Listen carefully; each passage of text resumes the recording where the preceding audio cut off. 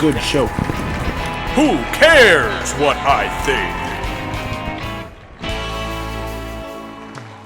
Moonjumper here. Who cares what I think? Sub-episode 19-03. Sub-episode 19 meaning that I'm about to play for you an excerpt from the full episode 19, which is 36 minutes long. This will be much shorter and targeted, but if you have 36 minutes, I'd love for you to watch the complete episode linked down below. And in fact, you'll find links to the entire series of episodes analyzing Star Trek Discovery versus Star Trek Picard. So far as of this recording, it's parts 1 and 2. A third installment is forthcoming, but I'll link them all below as they become available. I've got one final clip I want to play from part 2. It's about 7 minutes.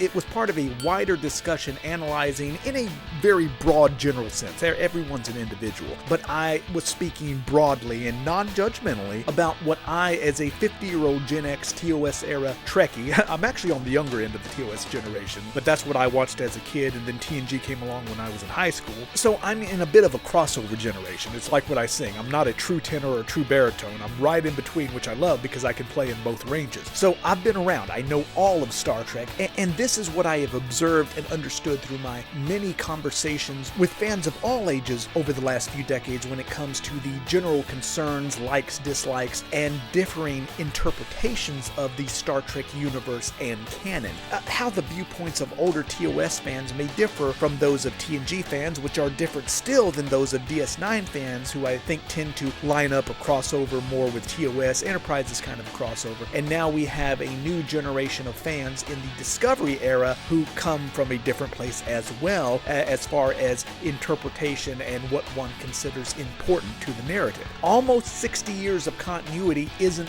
their primary concern. They're invested in what happens in Discovery, not what happened to Kirk and Spock 50 years ago or what shape the struts are on the Enterprise. They could care less. I do. I'm obsessed by it, not gonna lie. But, that's no different than when TNG came along, which introduced literally a next generation of fans to Star Trek. I grew up on TOS, they grew up with TNG, which are two completely different animals tonally and narratively. The title, Star Trek and a Ship Named Enterprise, is practically where the similarities end. Although some may not realize that, because to this very day, there are deeply devoted TNG fans who have never watched an episode of the original series. They admit it. How many fans fit into that category, I have no idea, but it's a sizable number. You see it in the comments on YouTube all the time. I used to see it on the BBSs when that was the social media of the day. To many TNG fans, TNG is Star Trek. To me, Star Trek is Star Trek. Star Trek being the official title of the original series. There's no colon, no subtitle. It's Star Trek. And everything that came after it has to line up with the continuity of that original series, which started it all. That's from my perspective as a TOS nerd.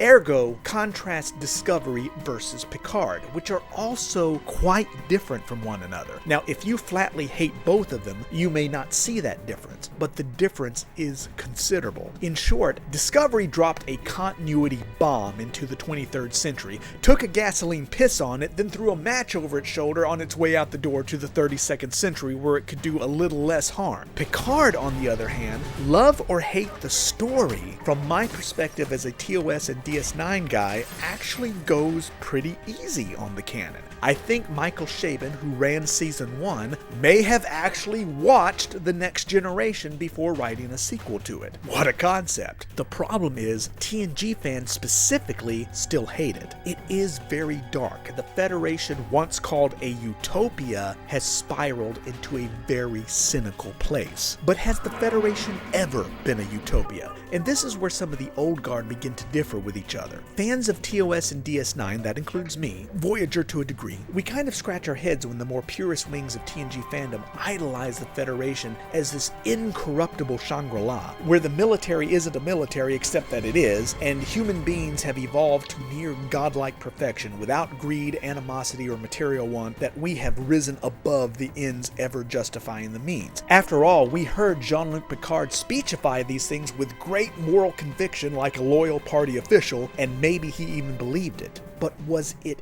ever true? Some fans say it was always true, that the Federation of TOS was Utopia, that Starfleet was all peace, love, and non-violence, and I'm like, really? Have you watched the original series? Are you familiar with Deep Space Nine? Hell, even TNG itself has episodes where the Federation really begins to show its true colors, where humans prove that they're just as fallible as we ever were. In other words, it turns out even in the 24th century, we're only human after all. Roll the tape.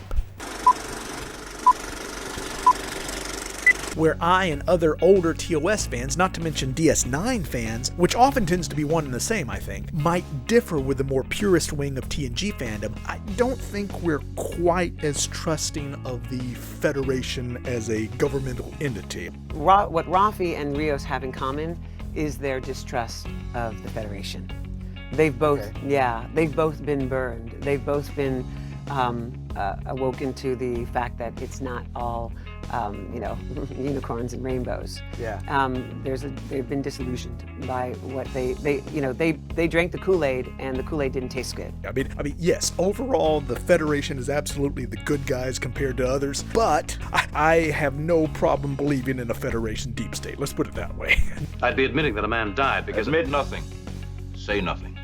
Let me bury the matter here and now. I'm thinking of the service. Well, that's the way we do it now. Sweep it under the rug and me along with it. Not only did DS9 brilliantly and boldly peel back the Federation's pristine facade, I think TOS and DS9 fans are more likely to remember the original series as it actually was, the TOS era Federation as it actually was, and it was not a utopia, nor did it ever claim to be. It wasn't a dystopia either. The Federation was definitely the good guys in the sense that it was a 1960s stand-in for the United States. It's not an accident that the name of the ship is the USS Enterprise. Sure, United Starship instead of United States ship, but the symbolism is obvious. While the Klingons and Romulans represented our communist authoritarian foes like the Soviet Union, not to mention the very recent living memories of our face-off with Nazi Germany and Imperial Japan, the United Federation of Planets represented the United States of America in space. That was the metaphor.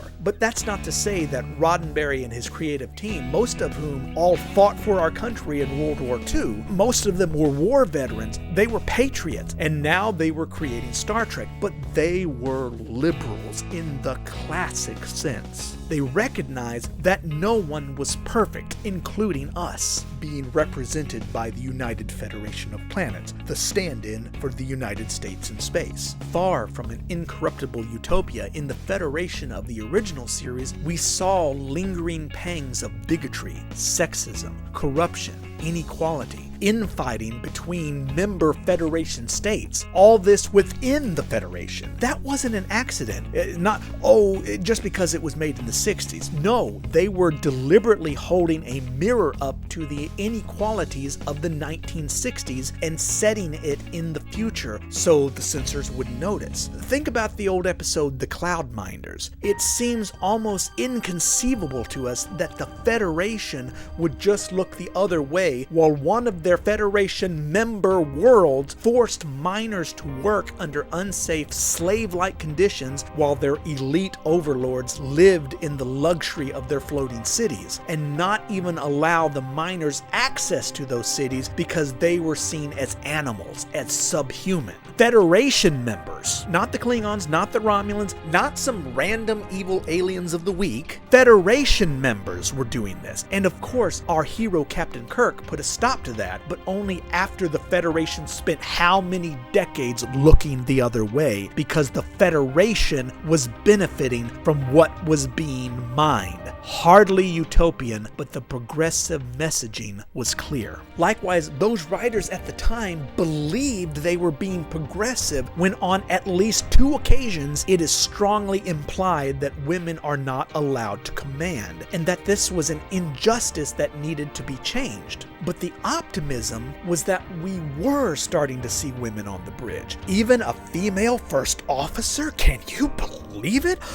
So in other words, Starfleet is coming around. Now looking back, that seems ridiculous to us. So now we just kind of politely retcon that out. Of course there were female captains. Oh, come on. Obviously Pike was just trolling number one, and Kirk was just placating a woman who was clearly nuts. And those are reasonable retcons that can allow us as fans to look the other way. But that was not what was intended at the time. Hell, we're still not sure what McCoy meant when he said no wonder Vulcan was conquered. By who? You mean by Earth? Kind of a little uncomfortable there. And that was even retconned out during the original series and never mentioned again. Even TOS later made it pretty clear that Vulcan was part of the Federation voluntarily. So, I guess Bones was just speaking metaphorically, nothing to see here. But my point is, this mythical notion of the Federation as this squeaky-clean utopia is something that is unique to one and only one Star Trek series, and that's TNG. We didn't see it in DS9. We didn't see it in Voyager, where the Federation turned sentient holograms into slaves working Federation mines, despite the precedent already set in Measure of a Man, both of which becomes a thematic prelude to Picard. It's not an accident that Michael Chabon is presenting a post-Borg, post-Dominion, cynical Federation where AIs, be it an android or holograms, have lost ground since Measure of a Man. It's not an ignoring of canon, as many have suggested. It's actually building on it. And yes, it is dark. But remember, we live in an era right now where there are those who actually want to reintroduce segregation as a woke virtue, setting civil rights back 60 years. Who's to say that can't happen in the Federation? Just because Jean-Luc Picard wants to drink the Kool-Aid that the Federation, that humanity had evolved beyond such reproach? Maybe that's a story that needs to be told. If going backwards can happen to the Federation, it can happen to us. And that's a hard pill to swallow. Just like it's a hard pill to swallow if your view of the Federation is only the version Jean-Luc himself over-idealized in the early days of TNG, only to be disappointed again and again. Through a TNG-only lens, this is shocking, maybe even infuriating. I get that. But to say, that's not Star Trek, that's not the Federation, actually, it is. A fan of Deep Space Nine or even the original series recognizes it right away. It fits right in. It's true to form. Yes, we're still the good guys, indeed a lot better than anyone else out there, but we do have flaws because we're not so evolved and above it all as we might think. We're just human, even in the 24th century. In my view, Star Trek Picard actually gets that right. And stop the tape. Thank you so much for stopping by. Links to the full episodes down below. By the way, my next episode will be my 20th full episode of Who Cares What I Think, which will feature a big announcement, and you will want to tune in for that. From deep in the heart of Texas, I am Moonjumper. Who cares what I think?